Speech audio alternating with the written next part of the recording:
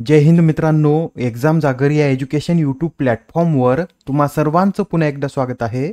मित्रांनो, या आधीच्या सत्रामध्ये तुमच्यासाठीचा प्रश्न होता, 2024च्या कॉमनवेल्थ शॉर्ट स्टोरी प्राइजने कोणाला सन्मानित करण्यात आले. या प्रश्नाचं योग्य उत्तर आहे पर्याय क्रमांक 2 म्हणजे संजना ठाकूर यांना या पुरस्काराने सन्मानित करण्यात आलेला आहे. बरं, त्यांच्या कोणत्या स्टोरीला हा पुरस्कार मिळाला? तर ऐश्वर्या रॉय या स्टोरीसाठी त्यांना हा 5,000 पाऊंडचा पुरस्कार मिळालेला आहे. आजच्या सत्राचा पहिला प्रश्न पहा, महाराष्ट्राच्या पहिल्या महिला मुख्य सचिव कोण बनल्या आहेत? तर आता महाराष्ट्राच्या पहिल्या महिला मुख्य सचिव बनण्याचा मान हा सुजाता सौनिक यांना मिळालेला आहे. त्या महाराष्ट्राच्या एकूण कितव्या मुख्य सचिव आहेत? तर 1960 सालापासून त्या महाराष्ट्राच्या 45व्या मुख्य सचिव आहेत. त्यांच्या आधी या पदावर नितीन करीर हे कार्यरत होते व त्यांच्या निवृत्तीनंतर सुजाता सौनिक यांच्याकडे हे पद सोपविण्यात आलेलं आहे. मित्रांनो, ज्या सुजाता सौनिक आहेत यांच्या पतीने देखील मुख्य सचिव म्हणून कार्य केलं होतं. ते नितीन करीर यांच्या आधी म्हणजे 43वे मुख्य सचिव होते. त्यांचं नाव काय? तर मनोज सौनिक असं त्यांचं नाव आहे.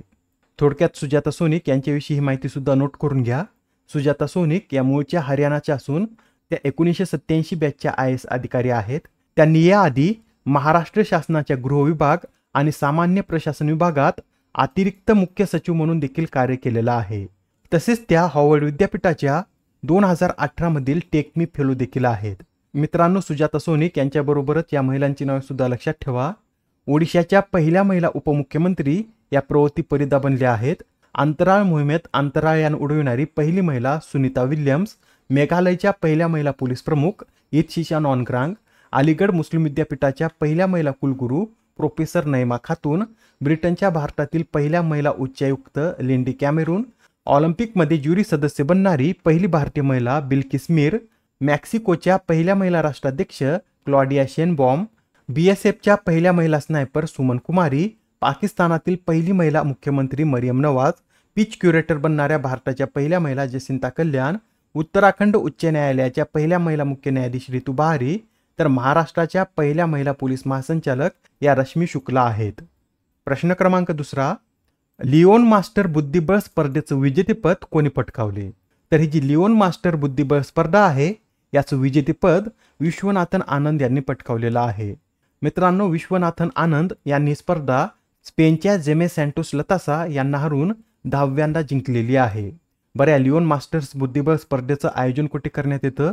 तर स्पेनमधील लिओन शहरात या स्पर्धेचं आयोजन करण्यात येतं व यात फक्त 4 खेळाडू सहभागी असतात. प्रश्न क्रमांक 3, भारतातील पहिल्या AI विद्यापीठाचे कुलगुरू म्हणून कोणाची नियुक्ती करण्यात आली? तर आता भारतातील पहिल्या AI विद्यापीठाचे कुलगुरू म्हणून सायमन मॅक यांची नियुक्ती करण्यात आलेली आहे. बरं, या विद्यापीठाचं नाव काय आहे? तर युनिव्हर्सल AI युनिव्हर्सिटी असं या विद्यापीठाचं नाव असून भारतीय संस्थेच्या संस्थापक कुलगुरू पदावर नियुक्त झालेले सायमन मॅक हे पहिलेच अभारतीय ठरले आहेत.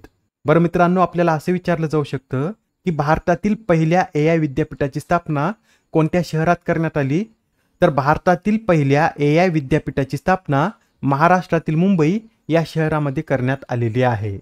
याबरोबरच हे सुद्धा लक्षात ठेवा, भारतातील पहिल्या AI शिक्षिकेचं नाव आयरिस असं असून भारतातील पहिल्या AI सॉफ्टवेअर इंजिनियरचं नाव देविका असं आहे. ठीक आहे, तर आता प्रश्न क्रमांक 4 पहा, पहिल्या international dairy federation of Asia Pacific समिटचं आयोजन कोठे करण्यात आले? अत्यंत महत्त्वाचा प्रश्न आहे. येणाऱ्या एक्झाममध्ये यावर प्रश्न विचारला जाऊ शकतो, तर नोट करून घ्या. पहिल्या international dairy federation Asia Pacific समिटचं आयोजन हे कोची या शहरामध्ये करण्यात आलेलं आहे. ही जी परिषद आहे ही 26 ते 28 जून रोजी आयोजित करण्यात आली होती.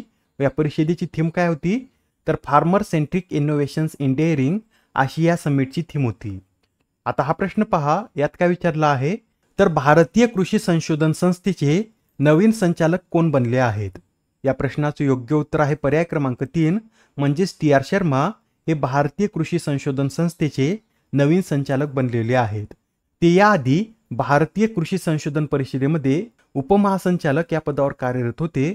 आता त्यांना संचालक बनवण्यात आलेला आहे. या भारतीय कृषी संशोधन परिषदेला इंग्लिशमध्ये Indian council of agricultural research या नावाने ओळखलं जातं व याची स्थापना 16 जुलै 1929 मध्ये करण्यात आली होती.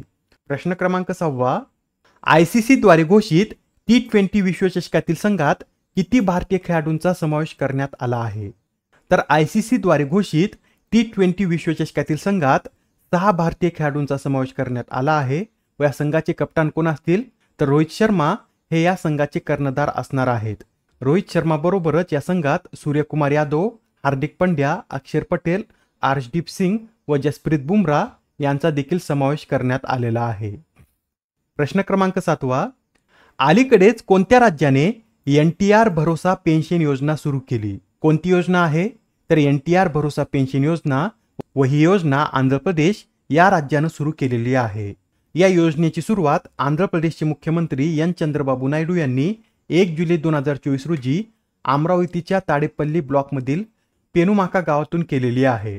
या योजनेविषयी सांगायचं झालं तर या योजनेअंतर्गत वृद्ध लोक, विधवा, विणकर, ताडी कापणारे, मच्छीमार, एकल महिला, पारंपरिक मोची, ट्रान्सजेंडर आणि कलाकारांसाठीची पेन्शन दरमहा 3,000 रुपयावरून 4,000 रुपये करण्यात आली आहे. तर अपंग आणि बहुरोगी कुष्ठरोगांसाठी निवृत्तीवेतन हे 3,000 रुपयावरून 6,000 रुपये इतकं करण्यात आलेलं आहे. प्रश्न क्रमांक 8. अलीकडेच प्रकाशित मनोज बाजपेयी द डेफिनेटिव्ह बायोग्राफी या पुस्तकाचे लेखक कोण आहेत? महत्वाचं पुस्तक आहे, नाव लक्षात ठेवा. मनोज बाजपेयी द डेफिनेटिव्ह बायोग्राफी असं या पुस्तकाचं नाव असून याचे लेखक हे पियुष पांडे हे आहेत.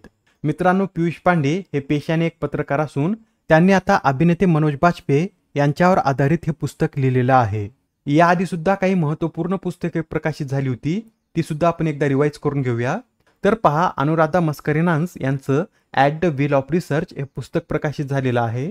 शेन वॉटसन यांचं the winner's mindset, D Subbarao यांचं ज्येष्ठ मर्सिनरी, विजया देवी राणी यांचं maker of modern Goa, Sam Pitroda यांचं the idea of democracy, Lakshmi Murdeshwarpuri swallowing the sun, S Jaishankar यांचं why Bharat matters, MJ Akbar व के नटवर सिंग यांचं Gandhi a life in 3 campaigns, professor KP Singh यांचं मोदी ॲट DU, तर रघुराम राजन व रोहित लांबा यांचं ब्रेकिंग द मोल्ड हे पुस्तक प्रकाशित झालेलं आहे.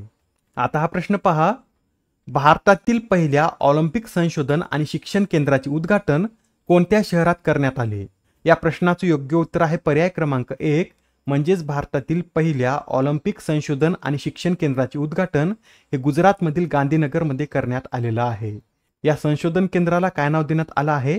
तर BCOR म्हणजेच Bharat centre of Olympic research and education असं या केंद्राला नाव देण्यात आलेलं आहे.